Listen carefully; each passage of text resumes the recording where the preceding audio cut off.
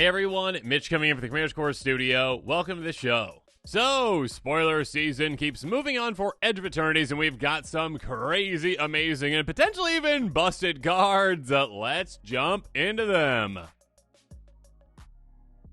First up, we've got Avendo Waking Haven. Yes, we got a look at some planets, and I think we've seen the blue and the black one so far, and both those were pretty crazy, including one of them. I'll let you guess which one if you haven't seen the episode. Check it out, though, still. One of them is basically Toarian Academy in a way.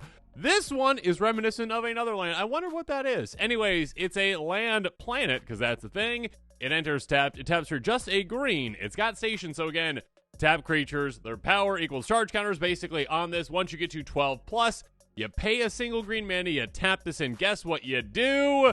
You add a green mana for each creature you control. Obviously reminiscent of anyone? Yeah, Gaia's Cradle. Yeah, you all got it, right? Okay, anyways. Basically, we got Toarian Academy. We got Gaia's Cradle in this set, apparently. I mean, obviously different. These do enter tapped. These do tap for a single green or a single blue right away, essentially, when you need them. But eventually, again, you don't have to have any creatures in play for that initial green. Eventually, you're going to be tapped this for an absurd amount of mana. This is going to be a massive chase card, and yeah, there's going to be other versions of this. This is the only one that they've shown so far, though. So, yeah, that's why this is like the kind of like, you know, full art, but like full kind of like to the halfway point. Anyways, it's cool. It's going to be expensive. It's good. Moving on to the next land, let's go with the red one with Cavaron, Memorial World, and it is falling apart, looks like. A land planet enters taps for a red, again station, 12 plus is what you need to get to for this one. Pay 1 in red, tap, sacrifice a land, create a 2/2 colorless robot artifact creature, token, then creature control get +0 and gain haste until end of turn. So the haste enabler is kind of the big thing with this one. Yeah, it is nice to be able to get like a little robot artifact creature, right? I mean, that wouldn't be worth the price of just sacrificing that land. That being said, being able to get haste off of a land, and again, for your entire team, again, creatures you control, all of them. I can't think of any land actually out there that gives all your creatures haste. I could be wrong on that. Please let me know in the comments below.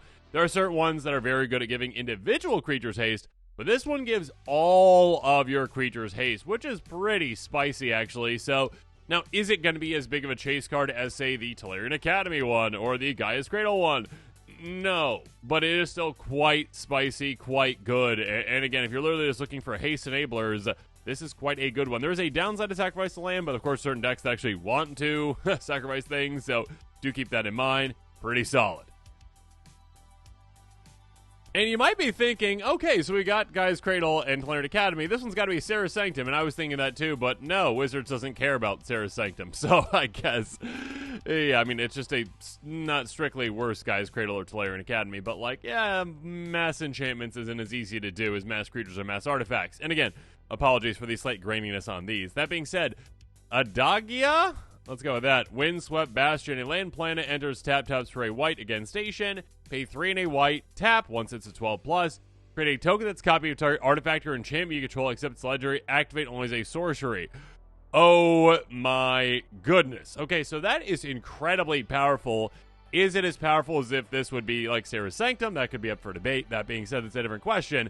With this one, though, it's like, okay, that's like a blue thing. Wizards, like, you're tapping into blue right there when it comes to creating copies of things. This is limited to, again, artifacts and enchantments, and making it legendary means that, okay, like, it's kind of the opposite of what some things do. Like, you know, Irenicus' Vile Duplication, like, makes things non-legendary when you make the token copy. This does the reverse, so you can't keep making, like, token copy after token copy after token copy of the exact same thing. You're essentially limited to doing it for, well, you know, non-legends, number one already. But basically, like, okay, I made one copy of something. Again, in my case, I'd probably be like, Song of the World Soul, second one. Yay, because I love that. Sometimes all you need is an extra copy of one enchantment or one artifact, though, to basically win. But yeah, being able to double up any of those for just 4 mana, that is pretty crazy. Yeah, that is really, really good. There's definitely some decks out there that absolutely love this. Keep in mind, again, though, makes it legendary. So that actually does have some upsides for some things, obviously. Like, if you've got, like, a legendary tribal deck and having the amount of legendary things in play, that can definitely help. That being said, yeah, usually it's a downside. We can't make extra copies still. It's well worth it. It's a solid card. Next up, the Wildcat captain, Sammy, who throws hamburgers at people. That's exactly what I thought when I saw, like, the name. Then I was like, oh, it looks like a hamburger with, like, strings attached to it. Cool. Anyways, 4/4 Human Artificer Rogue for 6 mana in Boros. Double Strike Vigilance. My goodness, that's already going to be hitting incredibly hard right there. Again, hitting it 8 vigilantly. But of course, if you get to, well, I mean, +7 on this, you're hitting for what, like, commander damage gone, you know? There's, oh yeah, you're just out. You're just gone. Commander damage gone. Oh no. Yeah, basically, this is one where you could definitely Voltron with it, but if you keep reading, it's much more broken than that. Spells you cast of affinity for artifacts. Oh my goodness. Literally, this is just like, okay, what's the safest color combination we could throw this into? Probably Boros. No offense, Boros, but you're kind of maybe the weakest color combination out of all the 2 color combinations out there, because I would say the other colors are technically better than you for the most part, like the Sultai colors. That being said, that's probably why they threw it in this color combination, but basically everything you have has affinity for artifacts. Yeah, that's busted. Like, that is insane. Affinity is one of the most broken, you know, on the storm scale of things, it's up there, you know, it's definitely up there. Any kind of cost reduction is up there when it comes to brokenness. My goodness. I mean, Ancestral Statue, just like, that's just like an easy, like, okay, cool, yeah, I cast that for free. Basically giving any of your things the ability to reduce down to cost nothing. It's so easy to throw so many artifacts into play these days, especially all the token generators we have, all the different artifact makers, like, you know, like a Brass's Bounty making you a ton of treasures. Okay, there you go. You play Brass's Bounty, let's say at 7 mana. All of a sudden now, you've got 7 treasures in play. If that's all the artifacts you have, which it's not gonna be, because you're gonna have other ones too, all your things cost 7 less. That means basically the generic mana on any of your cards is gonna be free. And of course, if you just have like mostly artifacts in the deck already, you're just gonna be playing spell for spell for spell for free, for free, for free, for free. You're most likely going to be infinitely looping again with something like an Ancestral Statue or whatnot. That kind of keep bouncing back to your hand again and again and again. Yeah, Impact Tremors wins kind of things. Yeah, there's crazy amounts of things that you can do with this outside of it, again, just hitting hard. It's probably, again, like, the way I would build it if I'm going to be building the most optimal version of it, I probably wouldn't even be attacking with this. I just literally, like, okay, like, get a bunch of artifacts in play this. Crazy amount of things I'm doing now for free, and just probably storming off and winning with that. It's crazy. Moving on to something crazy as well. Terra Symbiosis. Really cool art. It reminds me of, like, you know, like old, like, 60s, like, alien kind of, like, comic kind of stuff. I don't know. Anyways, enchantment for 3 mana in green. Whenever you put 1 or more counters on a creature you control, you may draw that many cards. This only once each turn. Now, I do shorthand when it comes to, like, +1 counters, because, you know, just you say it a lot. I shorthand that to just counters, but it is just +1 counters. That being said, yeah. Massive bursty amounts of counters can give you an absurd amount of card draw. Yeah, it's crazy. Again, 1 or more on a creature. Do keep that in mind. So it's not like, okay, I go wide, like, you know, like, oh, I proliferate. Ha ha ha, I've got 10 creatures. No, you're not drawing 10 cards. You know, you can do it once each turn, so you got to make it worth it. So again, kind of like an Azuri kind of thing where you're like, oh yeah, just big bursty amounts of, you know, counters on something, getting a ton and just going, okay, yeah, cool, I draw 10 cards. Good for me. Yeah, you can do a lot of crazy stuff with this for a counter strategy, especially ones that can just dump a bunch of counters on something, like Forgotten Ancient style. It says only once each turn, too. Do keep that in mind. It can happen on your opponent's turns as well, which is kind of crazy. So, yeah, at the very least, if you've got Forgotten Ancient, essentially, you're like, oh, yeah, on your turn, oh, you cast a spell. Okay, at least I get 1 counter, 1 counter, 1 counter. Cool, yeah, draw a card each opponent's turn. This can be a massive draw engine for the right decks. Moving on, Emissary Escort, a 0/4 robot soldier for 2 mana in blue. Gets +X/+0 XE Graceman in value among other artifacts you control. Yeah, that can hit incredibly hard. This is probably more of like a standard-ish card, I would say. I mean, like, definitely there's going to be some artifact decks out there like, okay, cool, yeah, this thing can hit really, really hard, depending on what you have. But, yeah, it is probably more of a standard card. It's not really doing much else outside of just being a big threat for you for a low mana value. All right, Alec is over the moon. Get it? Because of Edge of Eternities and, you know, space. Anyways, for this kind of a card, though, here we go. Weapons Manufacturing. Enchant for 2 mana in red. Whenever a non-token artifact you control enters, create a colorless artifact token name munitions with when this token creature leaves the battlefield, deals damage to any target. Yeah, this is just, if you've got an eggs deck, you are, again, just like, oh my gosh, this is an amazing finisher for me, / just like enabler too. It is a crazy good card for an egg style deck.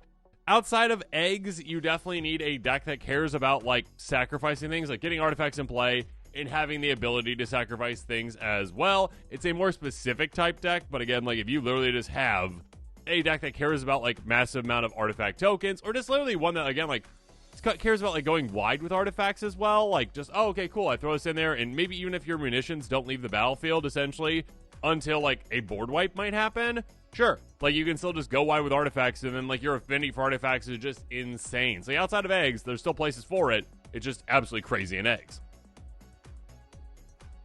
Moving on, Wally! Not really. Anyways, Rust Harvester, a 1/1 robot with Menace for a single red mana.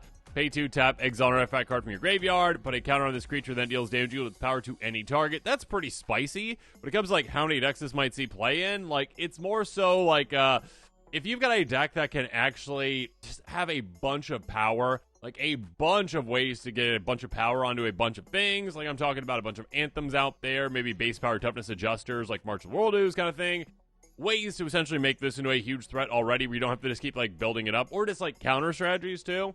If you can just exile, like, one artifact at a time at a certain point, you're like, oh yeah, you go away, and then I'm dealing, like, 10 plus damage, you can do a bunch with that. It's very specific, though, so probably most decks are going to be like, yeah, no, not for me, but Wally! Next up, Oroid. I think we got it. A 1/3 plant worm, because that's the thing. For 4 mana in green. At the beginning of combat on your turn, put X counters on each creature controller, X to this creature's power. Gross, disgusting, amazing. Basically a way to just say, hey, okay, I get power onto this, and all of a sudden that just distributes power to everything. Just an insane amount of value. And of course, the larger this gets, the larger all your other things get too. Obviously, proliferation works well with this too. Anthems, etc., etc., etc. Base power toughness adjusters. It's a pretty insane card. I mean, at the very least, like, counters decks are going to want it because, like, it just says, okay, I'm a 4 mana, like, Loyal Guardian, but then some, and then a lot more than that, essentially. Yeah, it's going to be very good in counters decks. Go wide strategies. It is very solid.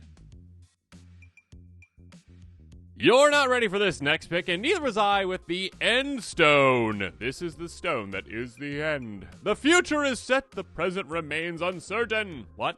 Anyways, legendary artifact for 7. Whenever you play a land or cast a spell, draw a card. Gross. Disgusting. Oh my gosh. No matter what you do, you draw value.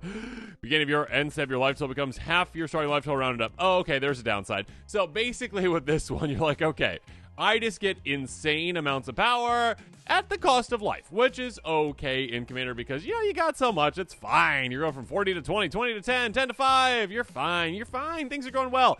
I mean, this is the kind of card, though, where you're like, you play it, and you probably storm off and win, or like next turn you do, basically. That being said, it is an end step trigger when you do lose that the first time, so maybe if you can have a way to flash it in, that might be a little bit better. But, yeah, this is kind of the card where you just, like, play it, and then you just, like, kind of win. You just kind of go crazy with it and win, because, again, you're getting so much insane value.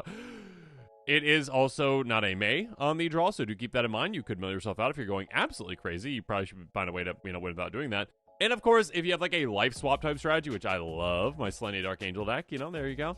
Then, actually, losing life is actually a good thing. You go down, you're like, oh, eventually, I'm at 5. Hey, opponent, you're at 40. Let's swap life totals. Cool. All right. Yeah, you're at 5. They're like, that's not fair. Good. Okay, cool. Yeah, awesome. Yeah, utilize that. Let's zero in on this next big one that is uncommon, but my goodness, that effect is not. Virulent Slicer, a 2/3 robot assassin for 3 mana. Slicer, no slicing. No, silencer, no silencing. Whatever, anyways. I think I said Slicer, but that's probably because, like, its tail looks like it's going to slice something. Anyway, Silencer. Whenever a non-token artifact creature you control deals combat to a player, that player gets 2 poison counters. A gross, disgusting. Oh my goodness. Kind of like that one Death Touch commander that's like, hey, Death Touch creatures deal 2 poison counter damage, basically. And this is like, you know what?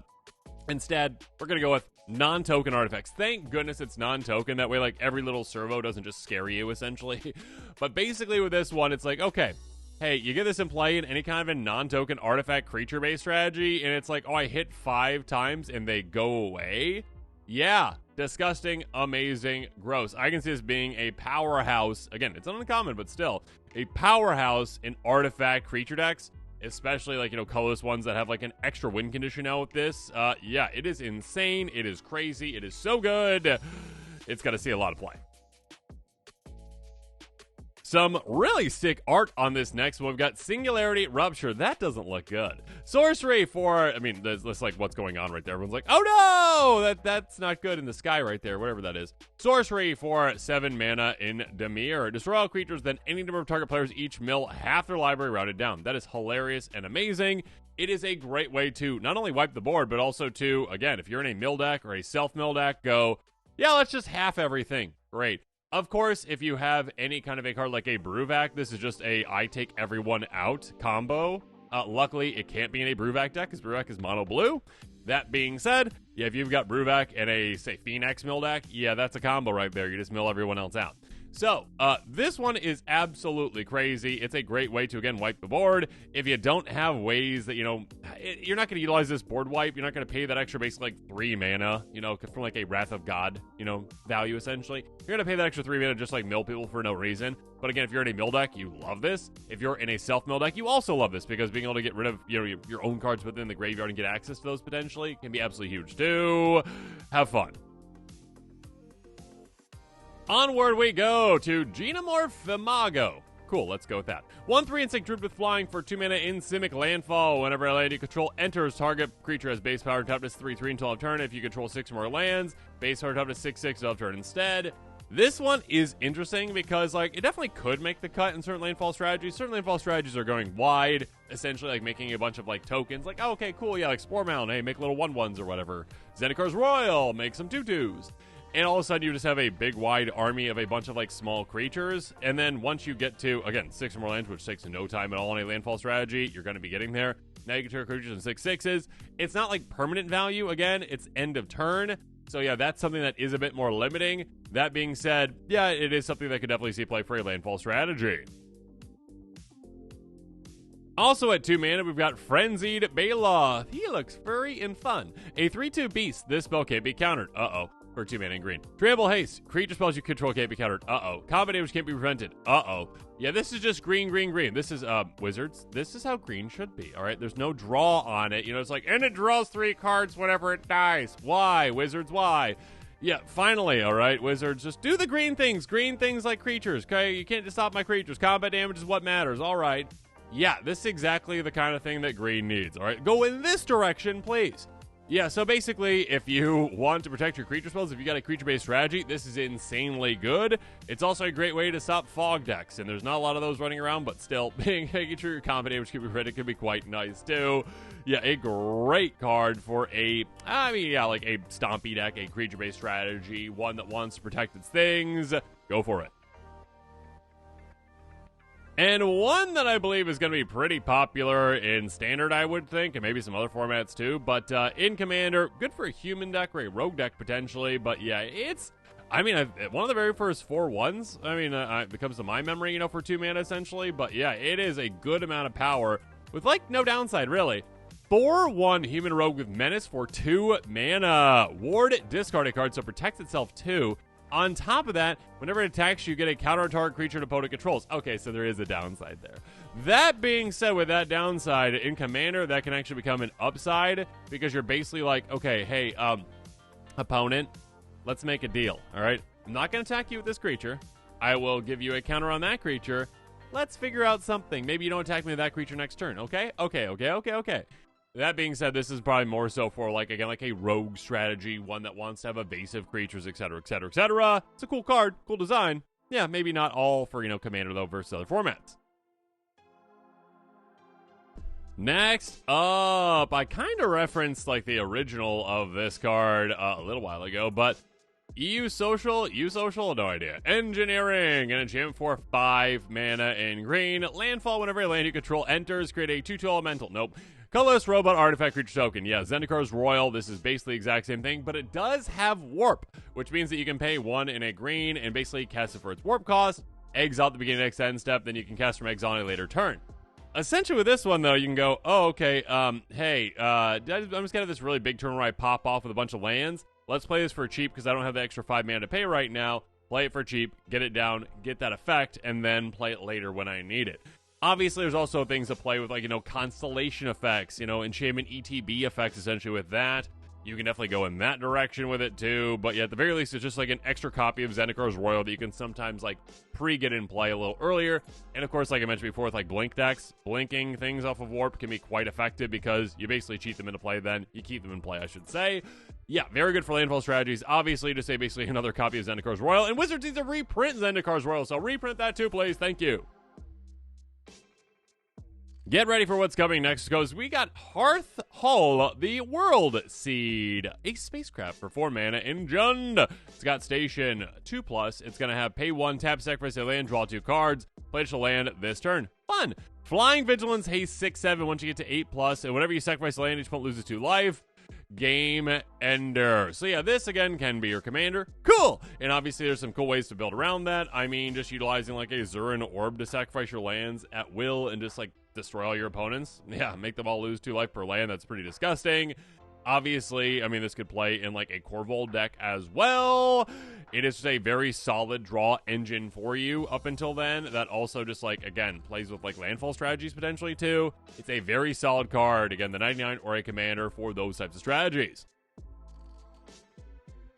A mutiny, I say! Mutinous Massacre is here, a sorcery for 7 mana in Rakdos. Choose odd or even, destroy each creature mana value of the chosen quality.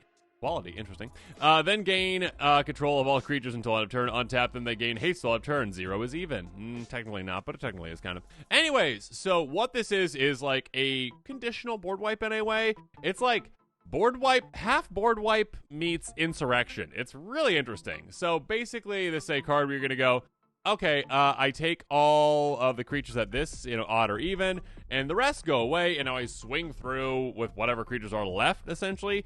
It is very dependent upon, again, like, I mean, I guess if you're playing, like, an odd, tribal deck or an even tribal deck, congratulations, you're going to have a one-sided board wipe with this anyway. Like, not fully one-sided, because your opponents will have certain ones of the other ones.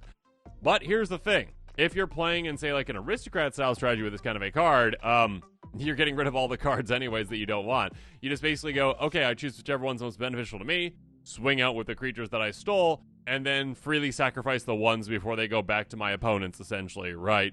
Because, yeah, you've got like a Viserys here in play. So there's that too. It's a fun card. Okay, so the best color combination is here with this card in Wooburg. That's all the colors. Infinite Guideline Station. Until they make purple, then it's going to be one short. Yeah, that's going to be a thing someday, I'm sure. All right, anyways, the legendary artifact Spacecraft. It says, when it enters, create a tap 2/2 colorless robot artifact creature token for each multicolored permanent you control. It's got station, and it's a, 7/15 flyer. My goodness, that toughness. Once you get to that 12+, and it says, when it attacks, draw a card for each multicolored permanent you control. Yeah, this is interesting. This is going to be like a go-wide multicolored permanent strategy, essentially. So being able to just go, okay, cool, like, on ETB again, not even a cast trigger to this. So, like, you play it, and you might have ways to essentially blink it. Obviously, when it's not a creature, it's going to be a bit tougher to do that. But still, here's the thing, and they did think about this. Those creatures do come to play tap, so you can't just go like, okay, I not crew it, but, station it, and then just blink it again and again and again and again. They limited it in that way, luckily. That being said, yeah, there are ways to blink artifacts, so do keep that in mind. Yeah, you can just create a massive army of those robots, which is fantastic. And, of course, there are ways to adjust their colors too, potentially. I mean, that might be a bit much. I'm kind of trying to build around that. But yeah, being able to actually draw for that too. Oh my goodness. But yeah, the attack trigger can be absolutely massive. So yeah, extra combat's going to be a thing with this too. Attack trigger doubling as well. Yeah, and also it's a 7/15. So it's going to be a monster in combat. Really hard to deal with. And of course, like very easy to turn into a 2-shot, if not a 1-shot KO with some double strike. So have fun with this one. Moving on, Archenemy's Charm. An instant for 3 mana in black. Choose 1. Exile creature planeswalker. Return up to 2. Sorry, 1 or 2, I should say. I don't know why they changed it to up to. It should be up to, shouldn't it? I don't know. And or plays your cards from your grave to your hand, or put 2 counters on target creature control against life until turn. I guess it forces you to choose one of these things, potentially, right? Like, you can't just, like, if you're storming off, like, cast it and choose that option, which would give you nothing, basically. I don't know. Anyways, this is a high-value card. That being said, obviously, the casting cost is pretty restrictive. Kind of like the other ones, like, Archmage's Charm and Archdruid's Charm, I think, in blue and green. yeah, they're probably going to stick to mostly like mono black decks for this, if not like a 2-color deck. It is solid. Again, like, you know, it's very flexible, can help you out in a lot of scenarios, but again, pretty restrictive casting cost. Pay close attention to this next one, though, because this roach, actually it's not a roach, it's a lobster, but it looks like a roach, is going to be making your food. Ragast Deft Gastronaut, a 2/2 Lobster Citizen, because that's a thing, for 2 mana, and Boros Magic's gotten weird. Artifacts you control are foods that show their types and have. Pay 2 tap, sacrifice artifact, you gain 3 life. Pay 1 tap, sacrifice a food, 3 damage each opponent. Beginning of each end step, if you gain life this turn, untap it. Pretty spicy. I mean, the dishes might not be all that spicy, but maybe they are. Being able to essentially just say, okay, all my artifacts are now food. I can sacrifice them in whatever ways I want to. There's definitely some ways that you can play into that with artifacts that actually want to be sacrificed. It's pretty spicy. It's kind of like the reverse of that one wolf from like Bloomburrow, where you're like, yeah, I'm actually intentionally making all my things into foods. Cool. Good for me. But yeah, being able to essentially just go like sacrifice foods, ping your opponents, and then yeah, have other ways to gain life essentially, or yeah, just sacrifice artifacts, you know, with your foods to gain life too, to untap and do it again. Obviously with this one too, being able to just go, hey, Ragast, you've got lifelink. Oh, okay, that solves it. Being able to just do that, and you're gaining 9 life each turn, and then your end step untapping it, the next turn doing it again and again and again. That's probably the play, and then damage doublers, damage triplers, maybe some like grafted exoskeleton for infect. Probably, and win the game. Have fun. Finally, we've got Terminal Velocity, a sorcery for 6 mana in red. We put an artifact or creature card from your hand on the battlefield. That permanent gains haste. When this permanent leaves the battlefield, it deals damage equal to its mana value to each creature, and at the beginning of your end step, sacrifice this permanent. Quite fun, quite effective. I mean, again, like, it's very specific in what it does. It's like, again, like a very conditional board wipe in a way, but also it's like a way to like cheat into play. Like, you know, like, okay, I'm cheating to play this massive thing temporarily, but it's going to go boom. Like, it is just going to go boom. It's going to take all the things out. So, yeah, it could be a way to cheat to play something absolutely huge, like an Eldrazi or whatever, do some crazy things, maybe get, like, a good ETB off of something, and then just go boom and take everything out. So, yeah, it is a weird kind of conditional board wipe, but a lot of fun. And with that, this episode is coming to a close. Comment below with your thoughts on it. And, of course, as always, thanks again, and have a good one.